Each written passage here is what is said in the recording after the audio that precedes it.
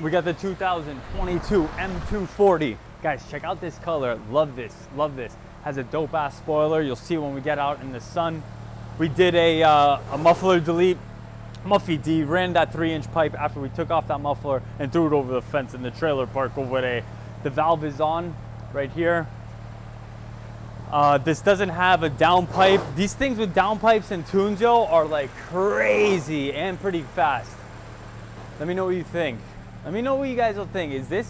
Can this Xdrive M240 take on a Hellcat from a dig? Let me know in the comments. Also, we're franchising. Check the links in the description below. All right, let's hear it.